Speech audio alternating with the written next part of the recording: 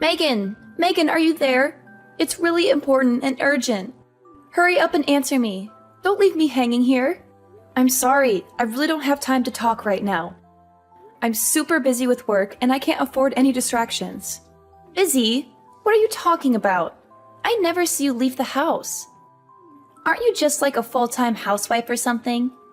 You know, cooking, cleaning, taking care of the kids, that kind of stuff. How hard can that be? My brother must be very stressed and miserable to marry a useless wife like you.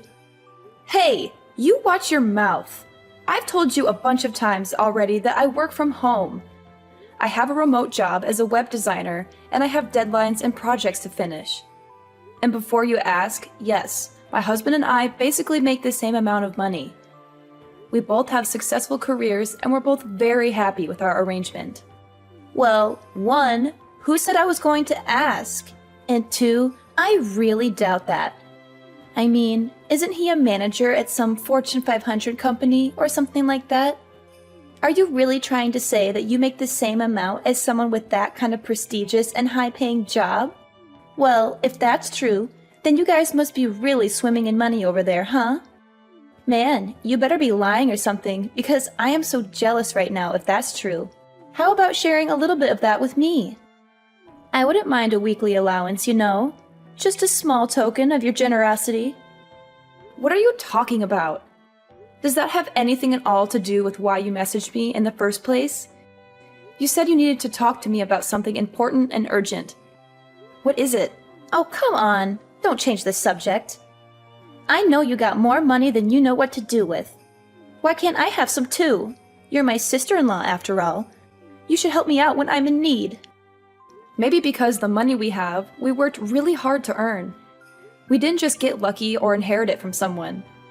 We studied hard, got good grades, went to college, got degrees, applied for jobs, worked our way up the ladder, and saved up for our future. We didn't spend it on frivolous things or waste it on bad habits. We made smart choices and we're proud of them. I mean, I know you had that part-time job for a little bit while you were in high school, but have you ever even had a job after that? That's what I'm saying. That's why I need money, because I don't have a job and I don't want one either. They're boring and stressful and they take up all your time and energy. Besides, my boyfriend and I want to travel somewhere and we need money to do that. We want to see the world and have fun and enjoy life while we're young and beautiful. Then do what we did.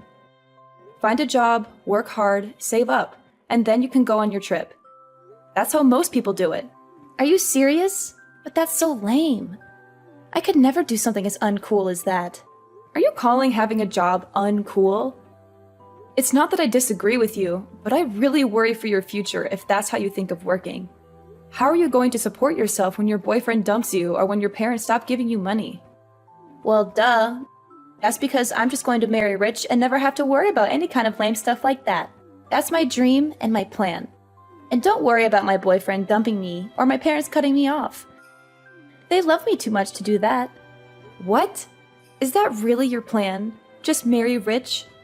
Has it ever occurred to you that someone that rich might want someone just as motivated to work and succeed? What? And are you trying to say that I'm not that kind of person or something? Are you trying to insult me or hurt my feelings? Because if you are, then you're doing a terrible job at it. Well, I know you don't have a job, and I'm pretty sure you never do any kind of housework either, so... And you're cooking.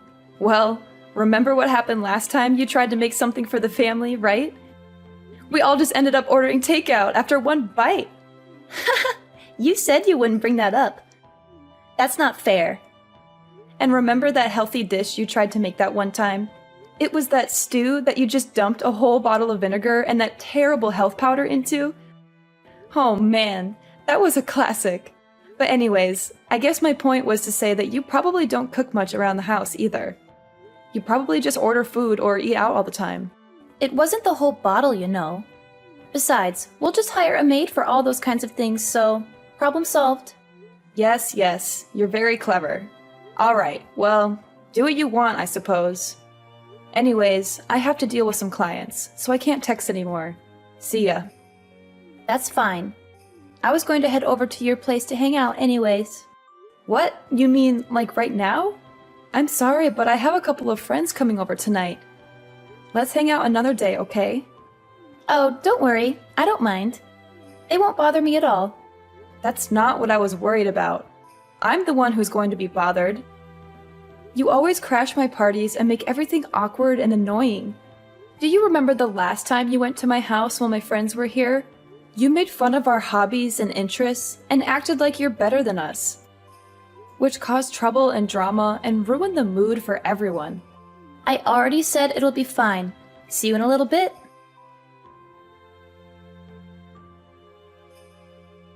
Flora, where are you right now? Where I am is none of your business. You're my sister-in-law, not my mother. It's not your duty to keep tabs on me and monitor my every move. I don't have time to argue with you. Tell me the truth. Did you sneak into my driveway and take the Ferrari that was parked there for a joyride? I need to know right now. Answer me. What's the big fuss? Why are you freaking out? It's no big deal. My boyfriend and I just thought it would be fun to take it for a little spin, that's all. What? A spin, huh? Yep, the wind and sun just feel amazing. We didn't do anything wrong. We just wanted to have some fun. And where, may I ask, did you get the keys for that car? Well, when I was leaving your place, I saw the key case lying there in a bag, and I just kind of helped myself. I thought you wouldn't mind if I borrowed it for a while. You wouldn't even notice if one was missing. You just rummaged through a bag you found at my place? It wasn't some random bag, it was yours. And I figured since we were sisters, what's yours is mine kind of thing, you know? Sharing is caring and all that. Flora, that bag wasn't mine. I don't own a bag like that. Oh, really? Oh well, I guess it doesn't really matter exactly whose bag it was. I mean, who could even worry about the small details like that when the keys to a Ferrari are sitting right there in front of you? It's like fate or something. Well, you better start worrying about them. Anyways, my boyfriend and I wanted to pretend honeymoon, so that's why we took it. We'll be back in a few days. You took that car so you two could go have a pretend honeymoon? That's what I said. And this guy says he goes to Harvard, so, you know, he'll be set for life. Maybe we'll even get married for real one day. Of course, if that were the case, then we could go abroad for our honeymoon, of course. I can picture it now, globe-trotting from one fancy hotel to the other with my new husband. It sounds dreamy, doesn't it? And now we're getting to practice that in this Ferrari. I would have never guessed this would be happening to me in 1,000 years. Today might be the day I ask him what he thinks about, you know, tying the knot. Stop talking about your fake honeymoon and return that car right now. Yuck. Chill out. Flora, this isn't a game. I am being serious. Don't let things go too far. Why are you always trying to spoil my fun, huh? How come you never told me you own such a cool car? Why did I just find out about this today? Flora, the car isn't mine. Wait, are you serious? It's not your car? No, it belongs to one of my friends who was at my place when you came over. You're not talking about the one really poor-looking lady, are you? That lady is not poor in the slightest. Well, if she really was rich enough to afford this car, then how come she wasn't wearing any expensive clothes or anything when I was there, huh? Because she's just the type of person who likes to spend money on cars and not clothes. Oh, I see what you're doing here. You're just jealous and you don't want me to have any fun.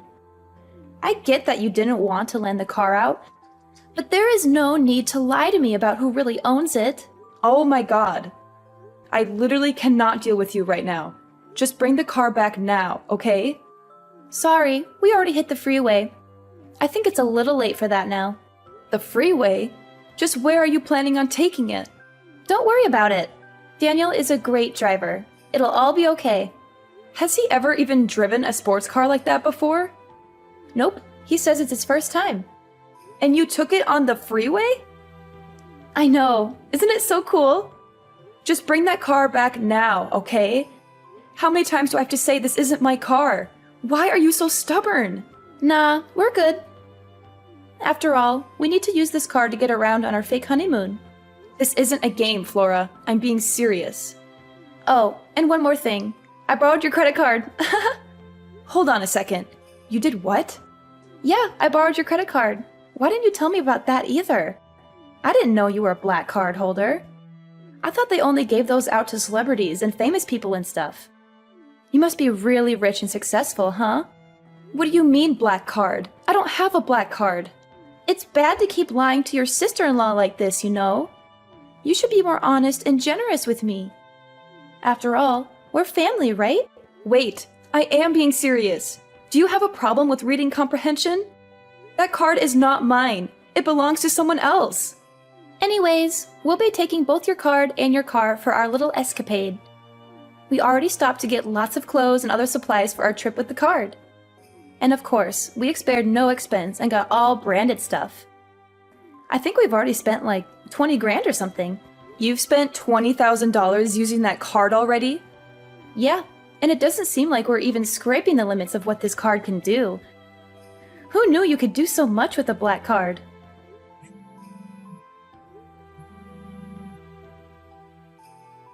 Man, you are persistent. Look, Megan, I'm trying to enjoy my fake honeymoon here, so I'm going to block you until we get back. Flora, you better not! Too late. Bye-bye.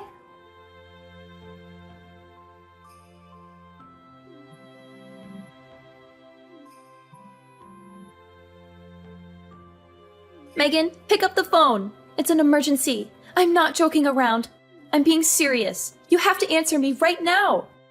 What do you want? I'm busy right now. Can't you leave me alone for once? I can't use your credit card anymore. It stopped working. Was it a fake or something? Did you trick me into taking a fake card? Was the black card you stole a fake? Yeah. Daniel and I are trying to check into our hotel, but they won't accept our card. We made them try again and again, but they said the payment wasn't being accepted. That means that the card was a fake or something, right? Oh man, this is bad. What should we do? Flora, you can't use that card because the owner froze it. They realized someone stole their card and they called the credit card company to stop any more purchases from being made on that card. What? They froze the card? How could they do that? Yeah, it's that thing when you call the credit card company to stop any more purchases being made on that card. It's a very common and sensible thing to do when someone steals your card. I know what freezing a card means. But if the card is frozen, then that means we can't check into our hotel. And the room I booked was supposed to be one of the best suites this place could offer. It had a jacuzzi and a balcony and a minibar and everything. It was supposed to be our dream vacation. Maybe just try paying for the reservation with your own money instead. But we only have a little bit of cash on us right now. We spent most of it on gas and food and souvenirs and stuff. We thought we could use your card for everything else. I see. And if it was a hotel suite that I'm sure cost quite a bit, huh? Maybe just go to the bank and take out some money to pay the deposit. You know, the bank where you have an account with your own money. I didn't bring any of my bank cards on this trip. Wow. Are you serious? Going out to such luxurious places, but you didn't bring money, but only care about using a black card that's not yours? How irresponsible and selfish can you be? I didn't think I'd need to since I was going to be using your card instead. That's why I need you to go unfreeze the card right now. Please. Please, Megan, please. You're my only hope.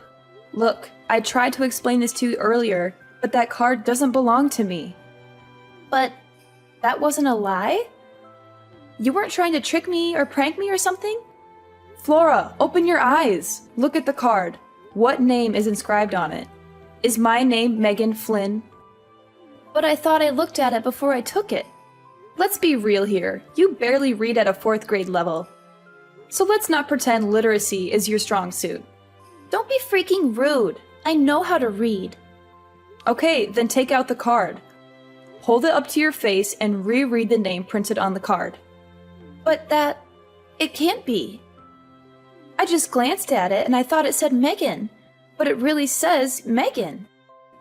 And the last names are the same. How can this be? It's quite the coincidence, right?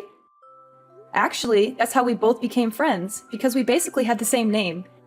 We joked about how if we were a couple, people might have trouble telling us apart on paper. So then who the heck is Megan? Why don't you try asking your boyfriend who she is? Why would Daniel know who she is? Just try asking him, okay? Maybe he'll tell you something interesting. What the heck? When I asked him about Megan, he took the car keys right out of my hand and ran out the door. He didn't even say anything. He just looked at me with this guilty expression and bolted.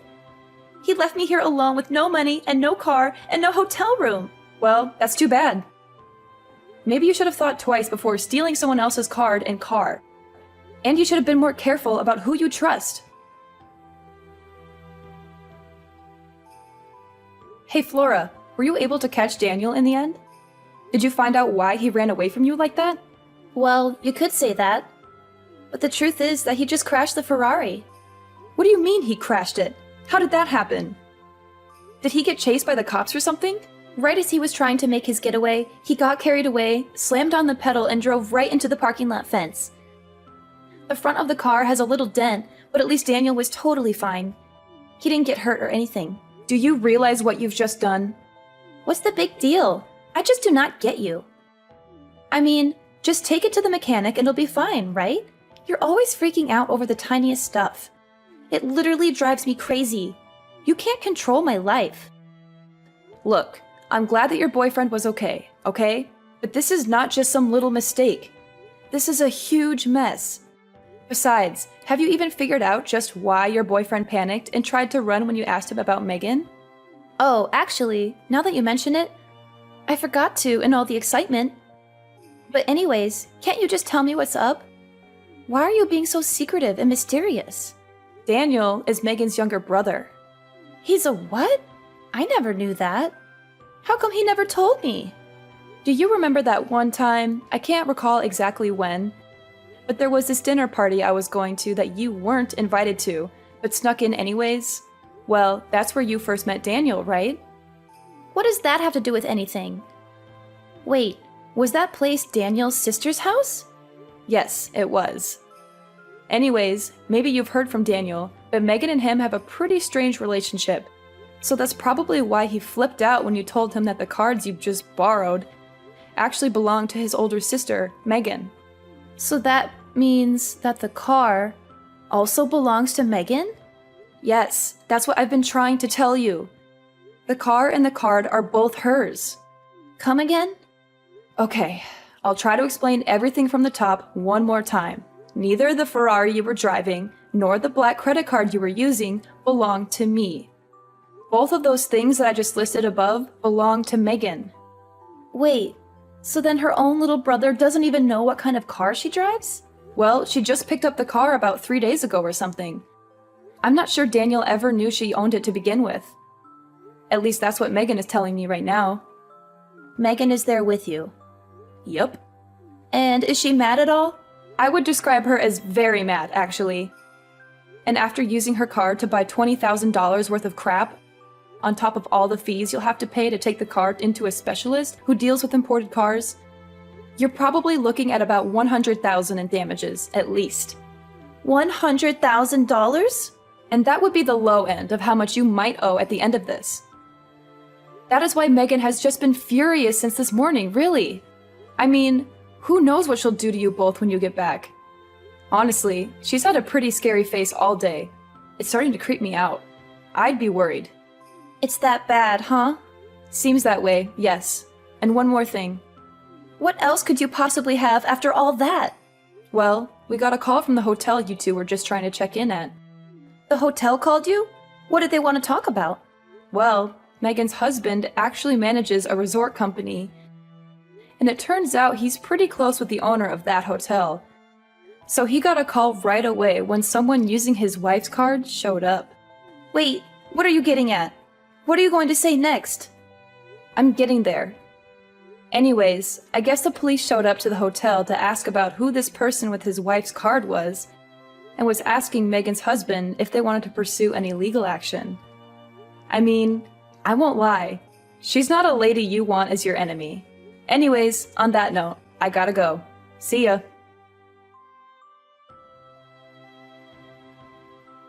After dealing with the crashed car, Flora and Daniel finally came back home, both looking like dead men walking. They were exhausted, scared, and ashamed of what they had done. Megan was, of course, waiting for them in a swiveling chair we have, just so she could turn around dramatically to greet them as the two of them got on their knees to beg for her forgiveness. She had a cold and stern look on her face as she took out an envelope from her breast pocket and handed it to them. Inside was an invoice for $70,000. Listed there were, of course, the goods purchased with her stolen card, as well as the estimated cost for the Ferrari repairs. Towards the end of the items, however, was also listed the repairs on the hotel parking lot's fence, which was destroyed in the accident, as well as a hefty fine for reckless driving. Megan told them they should both be grateful that she didn't call the police on them or sue them for damages.